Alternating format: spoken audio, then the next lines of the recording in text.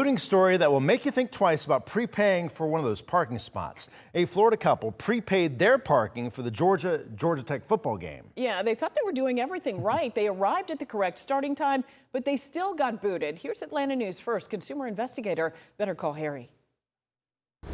The game was great, and we get back to our car to leave. This is what we run into. Samantha Morris and her husband ended a very long day in defeat. The Georgia Tech fans live near Pensacola, Florida, and drove to Atlanta hoping for victory against the Georgia Bulldogs.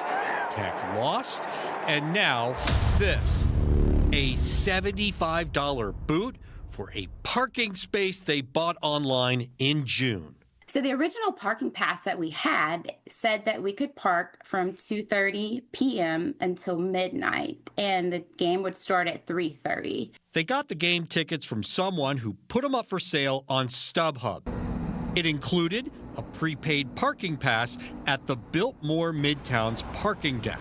The original seller bought the space on StubHub's website through a company called ParkWiz. Here's the ParkWiz confirmation email. Parking for the 3:30 game began at 2:30 p.m. and ended at midnight. Okay.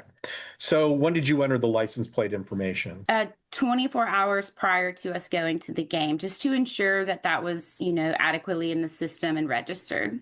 So why did they get booted? It's hard to say. The booting company, Empire Parking Services, claimed the start time was 5 p.m., even though the confirmation email said 2:30 p.m. Who comes to a football game at 5 p.m.? Well, that's not us. We're not ParkWiz. When Samantha pulled up the parking pass on her phone, there it was, a new parking start time at 5 p.m.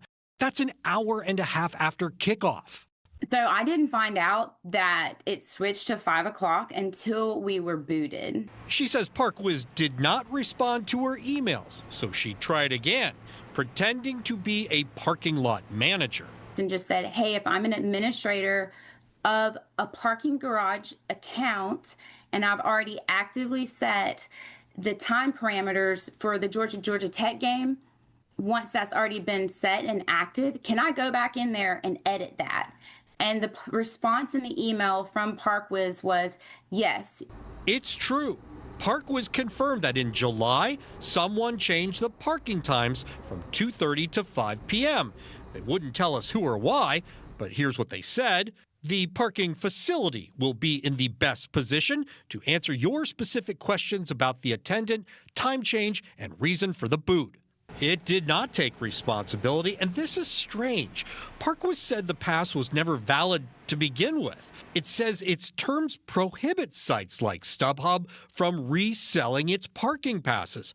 Hold on, because here are StubHub's step-by-step instructions on how to post and resell parking passes. We're not ParkWiz, we're Empire Parking Services. Samantha got on the phone and tried to reason with the booting company, Empire Parking Services.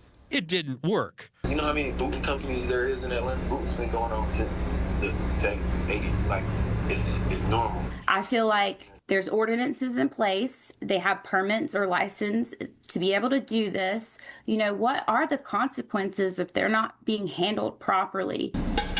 Here's the good news. We contacted StubHub, and it agreed to handle it. In this case, we're sorry to hear about the customer's trouble on game day, and we are issuing a full refund and a courtesy voucher. We encourage fans to reach out to StubHub directly if there's ever an issue, especially before an event. ParkWiz won't explain why times can be changed, but they say the couple accepted the pass in November with the new 5 p.m. start time and could have contacted them. The takeaway: screenshot parking confirmation immediately. Take a photo of your car. That gives you a time-stamped arrival. And avoid any parking garages or lots that boot. I'm Better Call Harry. Atlanta News First investigates.